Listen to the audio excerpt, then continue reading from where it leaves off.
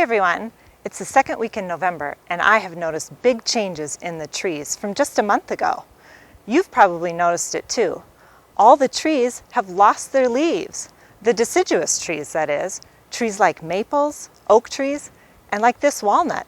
There are no more leaves on the branches. But not all trees drop their leaves. Trees like pine trees or coniferous trees hang on to their needles all year long. The needles are small enough and hardy enough that they can hang on even through the coldest Minnesota winters. But not all pine trees are the same. Today I want to show you a special tree called the Tamarack tree that doesn't play by all the pine tree rules. Let's go! We found this beautiful stand of tamarack trees.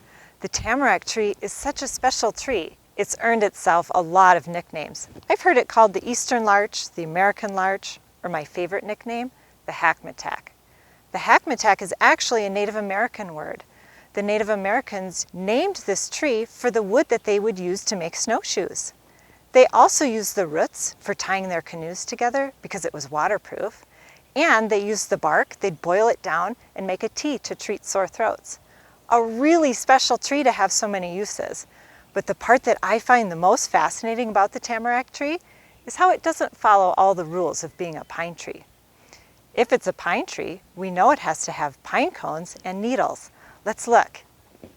Here's a pine cone right here. The pine cones from a tamarack tree will start in the spring as a little teeny pink pine cone. Then they turn red, and now they have that beautiful brown color that they do in the fall. And the needles on the tree grow in little clumps. They swirl around the branch to make it look almost like a feather. It gives it this beautiful feathery appearance. But if we look even closer at these needles, we'll find something different from all the other pine trees. Look at the color on the pine tree needle. It's not all green anymore, it's yellow. The entire tree is turning this beautiful yellow color. It will be brilliant gold in another few days.